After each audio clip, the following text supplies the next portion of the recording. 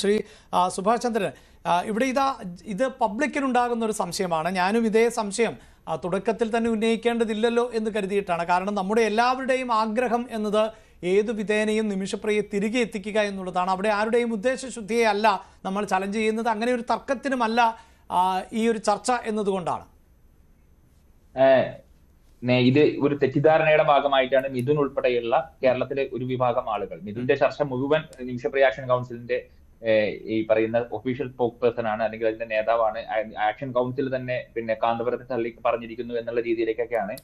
ആദ്യം തന്നെ മിഥുനോട് പറയാം, നിമിഷപ്രിയ ആക്ഷൻ കൗൺസിലിന്റെ ഭാഗമല്ല പിന്നെ ഈ പറയുന്ന സാമുവൽ ജെറോം എന്ന് പറയുന്ന വ്യക്തി. അദ്ദേഹം 2024 ഡിസംബറിൽ സ്വമേധയാ ഞങ്ങളുടെ ഗ്രൂപ്പ് വിട്ട് പുറത്തു പോയതാണ്. അദ്ദേഹത്തിന് നിമിഷപ്രിയ ആക്ഷൻ കൗൺസിൽ കൊടുത്ത $40,000 എന്തിനു ഉപയോഗിച്ചു, ആ ചർച്ചയുടെ വിശദാംശങ്ങൾ അറിയിക്കാൻ വേണ്ടി പറഞ്ഞ സമയത്ത് നമ്മൾ ഈ മാധ്യമങ്ങളിൽ കാണുന്നത് പോലെ തന്നെ ഞങ്ങളോട് പ്രതികരിച്ചുകൊണ്ട് നിങ്ങളോട് മറുപടി പറയാൻ എനിക്ക് സൗകര്യമില്ല, നിങ്ങൾ പണം അയച്ചു തന്നാൽ മതി എന്നുള്ള ധാർഷ്ട്യമുള്ള പിന്നെ മറുപടി പറഞ്ഞ സമയത്ത് അത് അങ്ങനെ കഴിയില്ല, അക്കൗണ്ടബിൾ ആയി ഞങ്ങൾ ക്രൗഡ് ഫണ്ടിലൂടെ ഉണ്ടാക്കിയ പണമാണ്, അത് കൃത്യമായി ഞങ്ങൾ റിപ്പോർട്ട് ചെയ്യണം എന്ന് പറയുന്ന സമയത്ത് എന്ത് ചർച്ചകളാണ് നടക്കുന്നത് എന്ന് പറഞ്ഞ സമയത്ത് അതിൽ സൗകര്യമില്ല എന്ന് പറഞ്ഞ് സ്വമേധയാ പിന്നെ നിമിഷപ്രിയ ആക്ഷൻ കൗൺസിലിന്റെ പിന്നെ ഗ്രൂപ്പിൽ നിന്ന്, ഇത് കോർഡിനേറ്റ് ചെയ്യുന്നതിന് വേണ്ടിയുള്ള ഗ്രൂപ്പിൽ നിന്ന് ഔദ്യോഗികമായി ഇറങ്ങിപ്പോയ ആളാണ്. 2024 ഡിസംബർ തൊട്ട് സാമുവൽ ജെറോമുമായി ഞങ്ങൾക്ക് യാതൊരു ബന്ധവുമില്ല.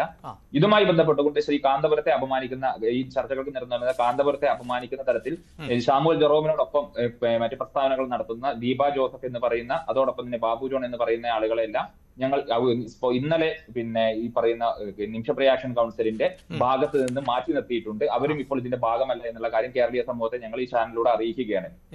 ഇതുമായി ബന്ധപ്പെട്ടുകൊണ്ട് ഇതിന്റെ ഈ ക്രെഡിറ്റ് കാർഡിന്റെ പിന്നെ ഒരു ബാക്ക്ഗ്രൗണ്ട് കൂടി ഞാനൊന്ന് പറഞ്ഞു തരാം.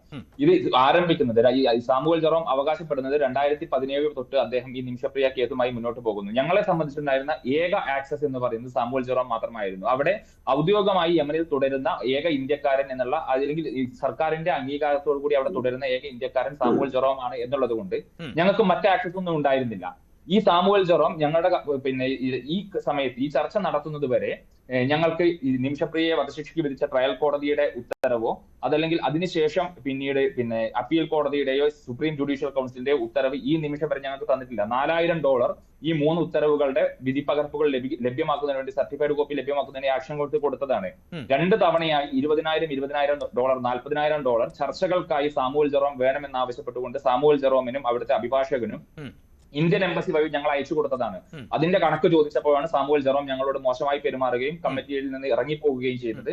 അപ്പോൾ ഇത്തരത്തിൽ വളരെ മോശമായ രീതിയിലുള്ള പിന്നെ പ്രവർത്തനങ്ങൾ നടക്കുന്ന സമയത്താണ് പിന്നെ കഴിഞ്ഞ വർഷം ഈ ബഹുമാനപ്പെട്ട കാന്തപുരം ഉസ്താദിന്റെ മകൻ പിന്നെ ഹക്കീം അസരി ഇവിടെ ഡൽഹിയിൽ വരുന്ന സമയത്ത് അദ്ദേഹത്തെ ഞാൻ നേരിൽ പോയി കാണുകയും ഈ സഹായത്തെ, ഈ ചർച്ചകൾക്കകത്തുള്ള സഹായം അഭ്യർത്ഥിക്കുകയും ചെയ്തു. ആ സമയത്ത് കാന്തപുരം ഉസ്താദിന് ചില ആരോഗ്യപരമായ പ്രശ്നങ്ങൾ ഉണ്ടായിരുന്നു.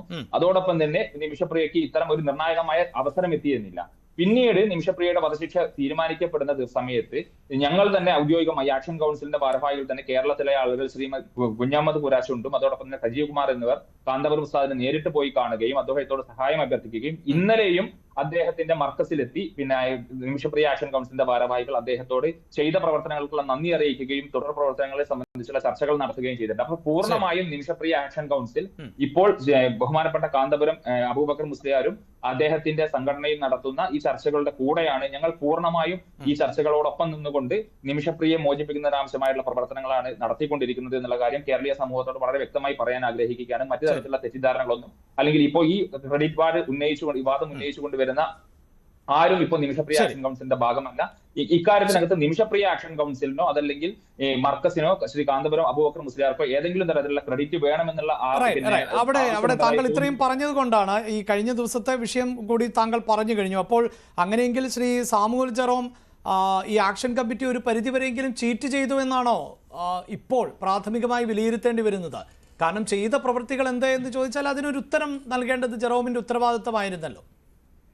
സ്വാഭാവികമായും ഞങ്ങൾക്ക് മറ്റൊരു മാർഗം തുറന്നു കിട്ടിയ സമയത്ത് ഞങ്ങൾ ആ മാർഗം ഉപയോഗിക്കുന്ന സമയത്താണ് ക്ഷുഭിതനായി തനിക്ക് ഈ പറയുന്ന തന്റെ കയ്യിൽ നിൽക്കുമായിരുന്ന ചർച്ചകൾ, അല്ലെങ്കിൽ അതിന് ചില താല്പര്യങ്ങളുണ്ട്. കാരണം ഇതുവരെ ഈ പറയുന്ന കാന്തപുരം ഉസ്താദുമായി ബന്ധപ്പെട്ടുകൊണ്ട് ചർച്ചകൾ നടക്കുന്നതിന് 1 രൂപ പോലും അദ്ദേഹം ഞങ്ങളോട് ആവശ്യപ്പെട്ടില്ല, മർക്കസ് ആവശ്യപ്പെട്ടില്ല. അതിന്റെ ചെലവുകൾ മുഴുവൻ പിന്നെ യമനിലുള്ള ഈ പറയുന്ന പണ്ഡിത വര്യന്മാരെ തന്നെയാണ് വഹിക്കുന്നത്. പക്ഷേ ഇവിടെ ചർച്ച നടക്കുന്നതിന് മുൻപേ തന്നെ $40,000 പ്രാഥമികമായ ചർച്ചകൾക്ക് വേണമെന്ന് പറയുകയും ആ $40,000 അയച്ചു കൊടുത്തതിന് ശേഷം എന്ത് ചർച്ച നടന്നു, ആരുമായി ചർച്ച നടന്നു എന്ന് ചോദിക്കുന്ന സമയത്ത് ഇപ്പൊ ഞങ്ങളോട് അന്ന് പറഞ്ഞിരുന്നത് അദ്ദേഹത്തിന്റെ പിതാവുമായി, തലാലിന്റെ പിതാവുമായി ചർച്ച നടക്കുന്നു, അവിടുത്തെ ഗോത്ര തലവന്മാരുമായി ചർച്ച നടക്കുന്നു, അദ്ദേഹത്തിന്റെ സഹോദരനുമായി ചർച്ച നടക്കുന്നു എന്നുള്ള കളവായ കാര്യങ്ങൾ പറഞ്ഞുകൊണ്ട് ഞങ്ങളെ തെറ്റിദ്ധരിപ്പിച്ചുകൊണ്ട് ഞങ്ങളുടെ ഈ പറയുന്ന ദൗർബല്യത്തെ, കാരണം ഞങ്ങൾക്ക് മറ്റാരുമില്ല അവിടെ ഇടപെടാൻ വേണ്ടി. നേരത്തെ പറഞ്ഞതുപോലെ ഇന്ത്യൻ എംബസി ഞങ്ങൾ ഇതുമായി ബന്ധപ്പെട്ടുകൊണ്ട് പിന്നെ ഡൽഹി ഹൈക്കോടതിയിൽ 3 റിട്ട് പെറ്റീഷൻ ഫയൽ ചെയ്തിട്ടുള്ളതാണ്.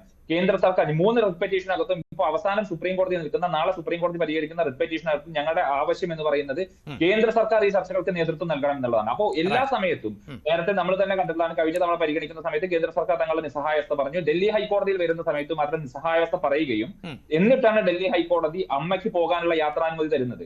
അമ്മയുടെ യാത്രാനുമതിയെ പോലും അന്ന് സർക്കാർ വളരെ ശക്തിയുക്ത എതിർത്തതാണ്. പക്ഷെ കോടതി പറഞ്ഞു നിങ്ങൾ ചെയ്യുന്നില്ലെങ്കിൽ പിന്നെ അമ്മ പോയി ചെയ്യട്ടെ എന്ന് പറഞ്ഞുകൊണ്ടാണ് ഡൽഹി ഹൈക്കോടതി അന്ന് ആ യാത്രാനുമതി തരുന്നത്. അപ്പോ അത്തരത്തിൽ ഞങ്ങൾ ഒരുപാട് നിയമ പോരാട്ടം നടത്തി, ഞങ്ങൾ സർക്കാരിനൊപ്പമാണ്. ഞങ്ങൾ ഇതിൽ ആര് വരുന്നോ, ആര് വന്നാലും ഈ പിന്നെ പ്രവർത്തനങ്ങൾ ഏറ്റെടുക്കാൻ വേണ്ടി വന്നാലും അവർക്കൊപ്പമാണ്. അങ്ങനെ ഒരു അവസരമാണ് ശ്രീ കാന്തപുരത്തിലൂടെ ഞങ്ങൾക്ക് തുറന്നു കിട്ടിയത്. ആ അവസരത്തിൽ ഞങ്ങൾ പൂർണ്ണമായും അദ്ദേഹത്തിന് പിന്തുണ അർപ്പിച്ചുകൊണ്ട് ഞങ്ങൾ മുന്നോട്ട് പോകുക തന്നെ ചെയ്യും. റൈറ്റ്. എന്തായാലും അതിൽ നിന്ന് വ്യക്തമാകുന്നത് ഇപ്പോഴാണ്, അതായത് ഈ ആക്ഷൻ കമ്മിറ്റിക്ക് അടക്കം ഇപ്പോഴാണ് ഈ കുടുംബവുമായി യഥാർത്ഥത്തിൽ നേരിട്ട് ബന്ധപ്പെടാൻ സാധിച്ചത് എന്നാണല്ലേ? തീർച്ചയായും. കാരണം നേരത്തെ പിന്നെ ഈ അദ്ദേഹം പറഞ്ഞിരുന്ന ചർച്ചകൾ നടന്നിരുന്നു എന്ന് പറഞ്ഞിരുന്നെങ്കിൽ പോലും അതൊരിക്കലും കുടുംബമായുള്ള ചർച്ചകളായിരുന്നില്ല എന്നുള്ള കാര്യം ഇപ്പൊ ബോധ്യപ്പെട്ടിരിക്കുകയാണ്.